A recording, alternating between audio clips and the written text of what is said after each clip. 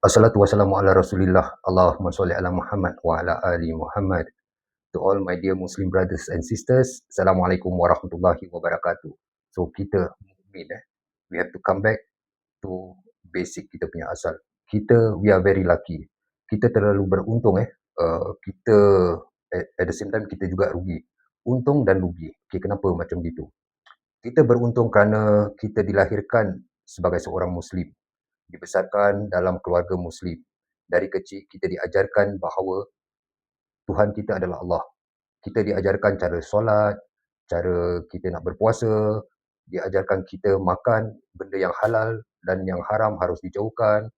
Berapa ramai orang kafir yang baru kenal Islam, yang jadi mu'alaf, mereka rasa terlalu gembira dan terlalu bersyukur apabila mereka dapat tahu tentang Islam dan masuk Islam, berbalik pada Islam. Kalau kita lihat kenapa Abu Talib tidak dapat hidayah, sedangkan dia orang yang selalu membela Rasulullah SAW. Dan kalau kita lihat kenapa Khalid bin Walid dapat hidayah, sedangkan dia musuh Rasulullah sebelum dia masuk Islam. Allah berfirman pada Nabi Muhammad SAW, engkau tidak akan dapat beri hidayah pada orang yang engkau cintai, tetapi Allah akan berikan hidayah pada sesiapa yang dia kehendaki. Ini ada tertulis di dalam surah Al-Qasas ayat 56 yang berbunyi, Innaka la tahdi man ahbabta walakinallaha yahdi man yasha' wa huwa a'lamu bil muhtadin. Sesungguhnya kamu tidak akan dapat memberi petunjuk kepada orang yang kamu kasihi, tetapi Allah memberi petunjuk kepada orang yang dikehendakinya, dan Allah lebih mengetahui orang-orang yang mahu menerima petunjuk. Okey, kita solat 5 waktu sehari.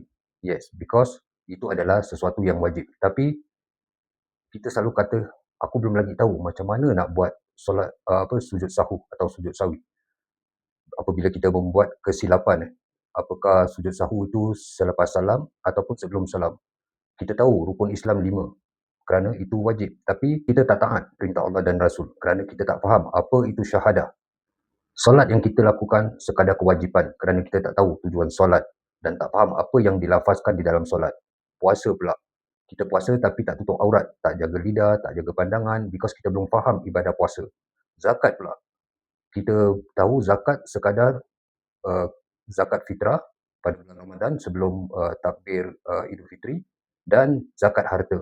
Selain daripada itu seperti bersedekah. Kita tahu tentang bersedekah, tapi kita kurang bersedekah dan kita memilih apabila sedekah, dan kita juga menunggu apabila orang meminta sedekah barulah kita memberi sedekah. Kita tak menjadikan satu kelaziman, satu kebiasaan untuk bersedekah dan mencari orang setiap hari. Aku ingin bersedekah, aku nak cari orang kat mana boleh bersedekah. Kita hanya tunggu sehingga ada orang minta sedekah barulah kita berikan sedekah. Jadi kita tak amalkan perkara-perkara tabiat atau kebiasaan untuk bersedekah.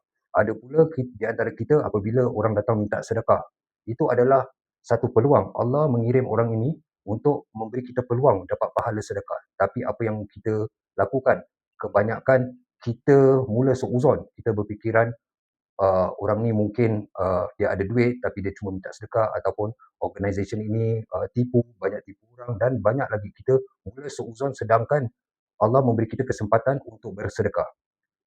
So, apabila kita ada duit, kita tak tunaikan umrah. Kita simpan duit tu untuk pergi holiday instead of pergi umrah. Tapi kita apabila tentang pergi umrah, kita kata kita punya banyak alasan. Kita belum ready, kita tak tahu. Kalau kita belum ready, kita tak tahu. Kalau tak tahu tu boleh belajar. Tapi kalau belum ready, apa yang nak tunggu sampai kita ready? Sampai bila yang kita ready? Apakah kita ready untuk pergi holiday tapi tak ready untuk mengerjakan umrah? How about rukun iman pula yang 6 itu, yang wajib kita tahu? Apakah kita hafal, tahu semua nama-nama malaikat dan tugas-tugas malaikat? Tak ingat-ingat lupa. Let me recall. Itu yang kebiasaan kita. Kita tak hafal, tak ingat nama-nama malaikat yang 10 yang wajib kita tahu dan juga tugas-tugas mereka. Ini adalah ilmu yang wajib kita tahu di dalam rukun iman. Kita boleh jadi lebih mulia daripada malaikat, dan actually kita juga boleh jadi lebih hina daripada haiwan. Kerana malaikat tu, dia punya tugas tu, apabila Allah memberi dia satu tugas, dia akan menjalankan satu tugas itu sampai kiamat. For example, apabila satu golongan malaikat Allah perintahkan mereka untuk sujud, mereka akan sujud sehingga kiamat. Kalau lagi satu malaikat Allah perintahkan dia untuk bertasbih, dia akan bertasbih. Jadi apabila kita manusia, kita boleh menjadi lebih, darjat kita boleh jadi lebih tinggi daripada malaikat kerana kita boleh berpuasa, boleh bertasbih, boleh solat sunat, kita boleh melakukan sedekah, amal jariah dan banyak lagi. Dan lebih hina daripada haiwan kalau kita lihat haiwan. Dan apa yang terjadi di dunia sekarang. Ada orang yang melakukan perkara yang lebih teruk daripada haiwan. Yang haiwan tidak melakukan, seperti mereka memperkosa anak mereka sendiri, mereka membunuh ibu mereka sendiri, dan banyak lagi perkara-perkara yang sebenarnya haiwan itu yang tidak mempunyai akal tidak melakukan. Tapi kita manusia dah melebihi batas itu. Apakah kita tahu soalan kubur? Kerana itu juga wajib.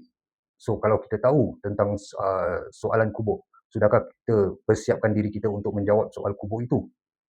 Itu menjadi satu tanda tanya. Kita bukan hanya kurang ilmu agama, tapi yang sedikit yang kita tahu itu pun bukan perkara yang wajib. Yang kita nak tahu tentang agama adalah tentang perkara yang tidak wajib. Sebenarnya harus tapi bukan wajib. Contoh, kita nak tahu tentang Dajjal, kita nak tahu tentang akhir zaman, kita nak tahu tentang Imam Mahdi, Allah di mana, Allah ada tangan ke tidak. So perkara-perkara itu yang kita suka nak cari tahu. Sedangkan perkara yang wajib kita tahu tentang rukun Islam dan rukun iman, itu kita abaikan. Apabila kita menangguhkan ilmu yang wajib ini kerana kemalasan kita, kita tak ada time, kita telah melakukan satu dosa. So kenapa kita tak mau belajar apa yang wajib kita tahu? Quran diturunkan bukan untuk kita baca. Quran diturunkan bukan untuk kita menghafal. Kita baca Quran supaya kita faham apa yang Allah perintahkan. Kita hafal Quran untuk kita sentiasa ingat dan tak lupa dengan apa yang Allah perintahkan. Allah dah turunkan Al-Quran kepada kita dan datangkan seorang Rasul untuk kita mengikuti sunnah beliau, iaitu hadis dan sunnah. Tapi kita tak mengerjakannya. Kita tak gali mencari ilmu kerana kita malas. Dah berapa lama kita hidup di dunia ini? 30 tahun, 40 tahun, 50 tahun, 60 tahun? Tidak cukupkah waktu untuk kita belajar dan cari ilmu untuk persiapan kita di alam barzah dan di akhirat nanti? Kalau urusan dunia, kita paksa anak-anak kita belajar sampai mereka lulus, kita sanggup korbankan duit untuk tuition, tapi bila anak kita tidak solat, buat maksiat, ada hubungan girlfriend, boyfriend, kita diam. Kononnya kita nak jadi understanding parent. Kita tak nak kontrol anak. So, kita mesti bersikap terbuka dengan anak-anak sebab kita hidup zaman ini.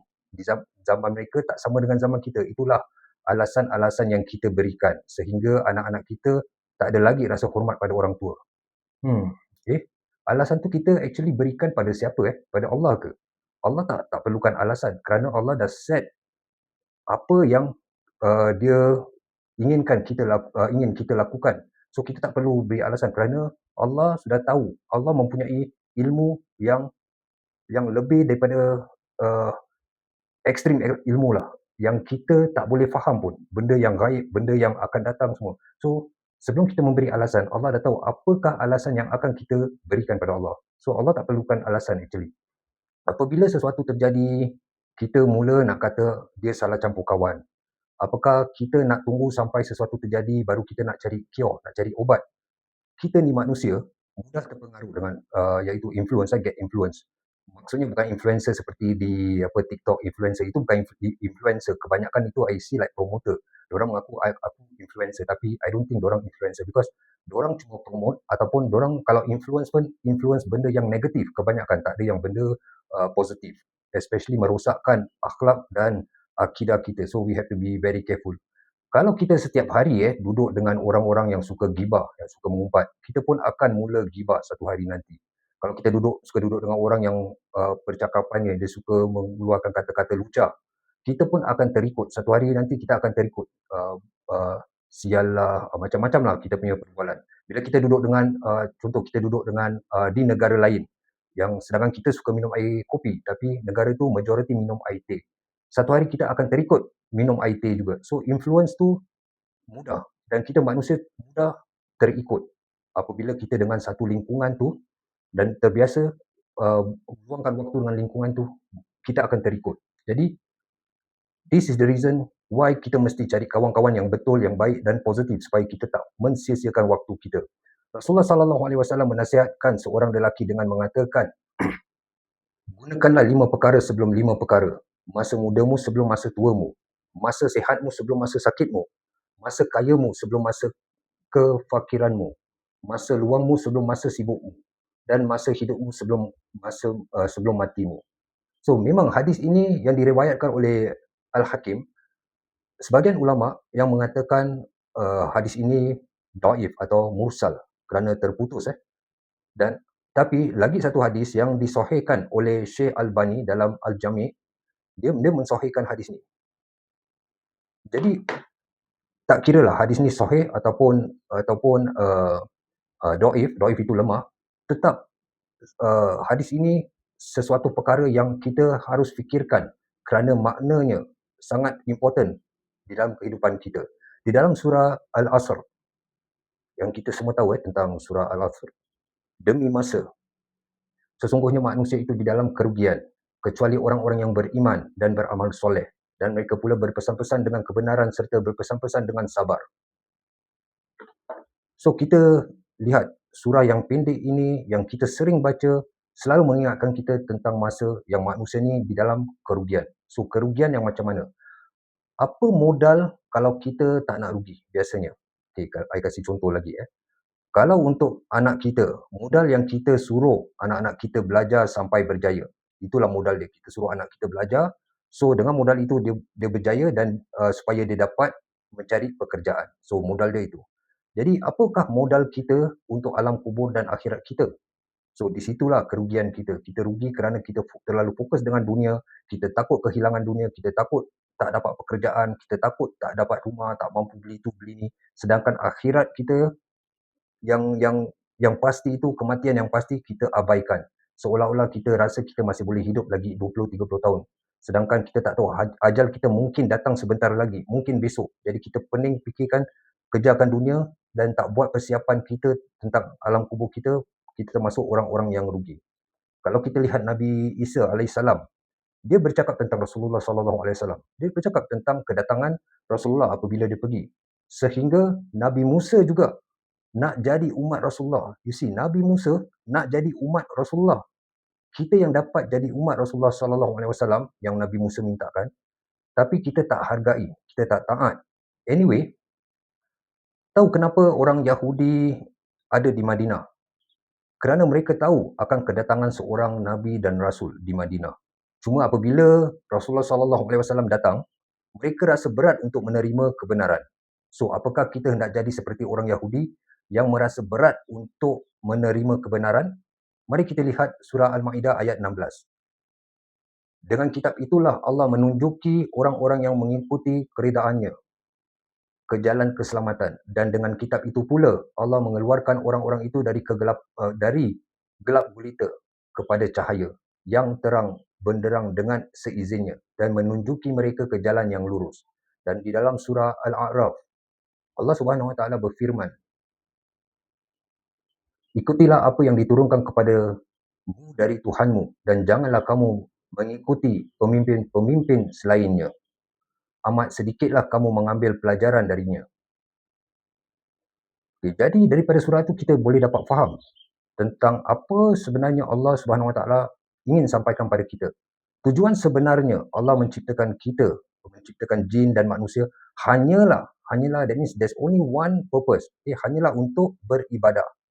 Kalau kita lihat di surah Az-Zariyat ayat 56, Allah Subhanahu Wa Taala berfirman, وَمَا خَلَقْتُ الْجِنَّ وَالْإِنسَ إِلَّا لِيَعْبُدُونَ. Dan aku tidak menciptakan jin dan manusia kecuali supaya mereka mengabdi kepadaku. Okey, di sini ada perbezaan tentang perkataan kecuali. Okey, saya kasih contoh supaya kita sama-sama faham. Di tempat kerja saya ada Zakaria. Okey, itu first.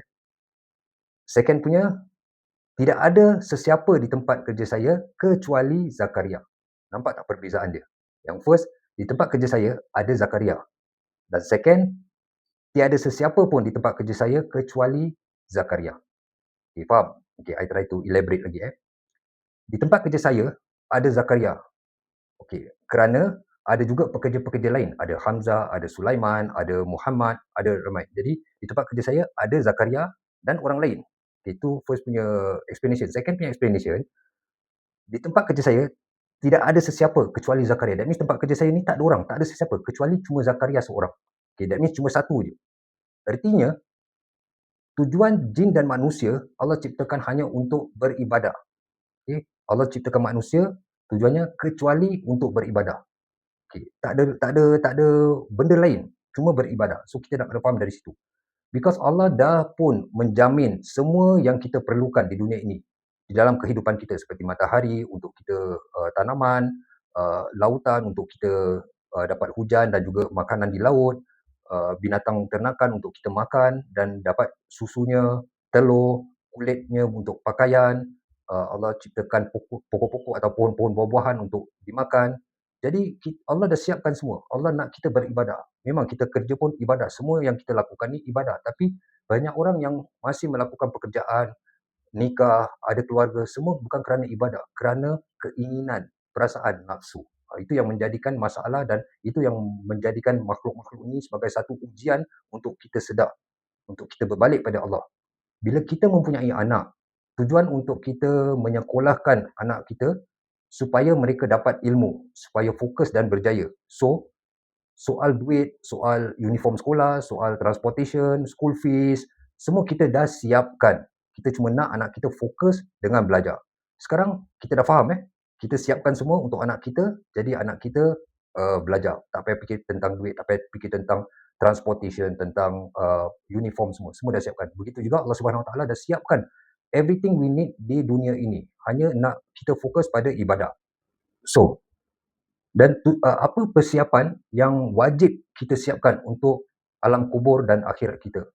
Bila kita came across any reminder tentang agama, kita tengah tengok di social media ataupun kat mana-mana lah kita ternampak tentang agama. Okay, itu sebenarnya Allah SWT sedang menegur dan memberi kita peringatan. Tapi bila ada orang menegur kesilapan kita, itulah bukti Allah SWT hendak kita sedar dan perbaiki diri kita dengan mengirim seseorang untuk menegur kita. Tapi kalau kita ada kesombongan di dalam diri kita, kita akan skip posting-posting yang kita nampak tu, kita akan skip. Tentang agama, kita akan menolak dan tidak mahu terima teguran dari sesiapa. Bukti Allah mencintai kita bukan dengan kekayaan, bukan dengan jadi famous atau popular, bukan dengan kehidupan yang selesa. Kalau kekayaan adalah bukti Allah cintakan kita, orang kaya lah yang dapat cinta Allah because orang kaya. Jadi kalau kita ingat Allah cinta orang, seseorang tu dia akan menjadi kaya, that means orang kaya yang dapat cinta Allah. Kalau Allah cintakan orang pada orang yang berjaya, yang sukses, maka orang yang banyak followers akan dapat cinta Allah. Tapi bukti Allah menyintai kita dengan mengirimkan seseorang untuk menegur kita. So jadilah umat Islam yang sebenar. Bukan umat Islam hanya di identity card saja. Bukan Islam negara. Okey, Islam negara I masih teringat satu kejadian beberapa lama dulu. Pernah terjadi, saya ada menegur orang dengan cara baik, berbual dengan cara baik. So, sehingga kita tengah discuss tentang fatwa. Jadi fatwa tu insyaAllah nanti satu hari I will share tentang apa tu fatwa. Jadi bila kita tengah discuss tentang fatwa, orang itu, orang Singapura juga, dia kata dengan saya, kalau kau tak boleh terima fatwa ni, jangan tinggal di Singapura. Okay. That means, kalau kita lihat dengan cara yang itu, oh dia ni halau aku, dia tak nak aku kat Singapura. Ataupun dia ada kefahaman, orang ni dia ada sifat sombong. Dan bukan sombong saja, dia pun jahil. Dia dah bodoh, lepas tu sombong. Dia tak faham. Dia nak orang mesti ikut dia, fatwa tu. Kalau kita tak suka, jangan tinggal di negara tu. So, itu dia punya kefahaman. Jadi, janganlah kita jadi orang yang menyebabkan orang beragama lain benci pada Islam. Okay, banyak umat Islam, kita lakukan sesuatu kerana kita orang benci Islam. Semoga Allah membuka hati kita untuk terus belajar, berusaha dan mendekatkan diri kita pada Allah Subhanahu Wa Taala serta mendapatkan keridaan Allah Subhanahu Wa Taala dan memudahkan urusan kita. Take care. Assalamualaikum warahmatullahi wabarakatuh.